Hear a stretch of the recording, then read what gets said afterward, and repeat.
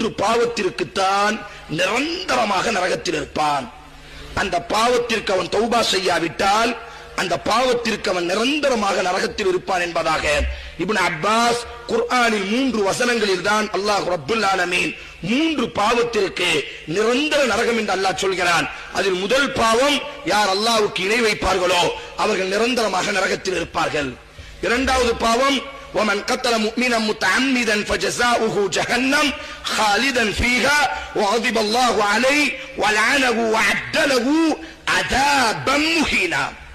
யார் ஒரு இறை நம்பிக்கையாளனை வேண்டும் என்று கொலை செய்வானோ, யார் ومن قتل مؤمنا ஒரு இறை நம்பிக்கையாளனை முத்தஅம்மிதன் வேண்டும் என்று யாராவது கொலை செய்தால் فجزاؤه அவனுடைய தண்டனை எல்லாம் خالدا فيها நரக நெருப்பில் நிரந்தரமாக இருப்பான். وغضب الله அல்லாஹ்வுடைய கோபம் அவன் தலையில் இறங்கிவிட்டது.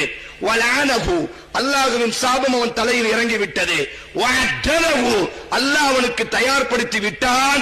அஸாபன் கர்ண கொடூரமான வேதனையை அல்லாஹ் அவனுக்கு தயார்படுத்தி விட்டான். இந்த இடத்தில் அல்லாஹ் யாரை கொலை செய்வீர்களோ, ஒரு இறை நம்பிக்கையாளனுடைய இரத்தத்தை நீங்கள் வேண்டும் என்று ஓட்டினால் அவர்கள் நிரந்தரமாக நரகத்தில் இருப்பார்கள். மூன்றாவது பாவம், ஹும் ஃபீஹா ஹாலிதூன்.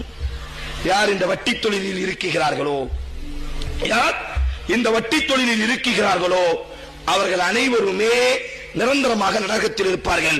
இது இப்னு அப்பாஸினுடைய கவுல், இஜ்மாஉல் உம்மா. இந்த உம்மத்தினுடைய ஏகோபித்த கவுல் என்ன தெரியுமா, சட்டம் என்ன தெரியுமா? வட்டி என்ற இந்த பாவம், இவன் இறை நம்பிக்கையாளனாக இருந்தால் கண்டிப்பாக நாளைக்கு மறுமையில் அல்லாஹ் அவனை தண்டிப்பான்.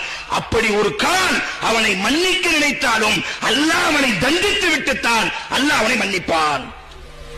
சில பாவம் இருக்கு, யக்ஃபிர் லிமன் யஷா வ யுஅஸிபு மன் யஷா. அல்லாஹ் நாடினால் மன்னிப்பான், அல்லாஹ் நாடினால் தண்டிப்பான். ஆனால் இந்த 3 பாவத்திற்கும் அந்த சட்டம் வராது. தற்கொலையையும் உள்ளே இணைத்துக் கொள்வார்கள், தற்கொலைக்கும் அந்த சட்டம் வராது. இந்த 4 பாவம் ஷிர்க்கை விட்டு விடுவான், அல்லாஹ் நிரந்தரமாக நரகத்தில் இருப்பான். மற்ற 3 பாவங்கள், அதாவது ஒரு இறை நம்பிக்கையாளனை கொலை செய்வது, வட்டி வாங்குவது,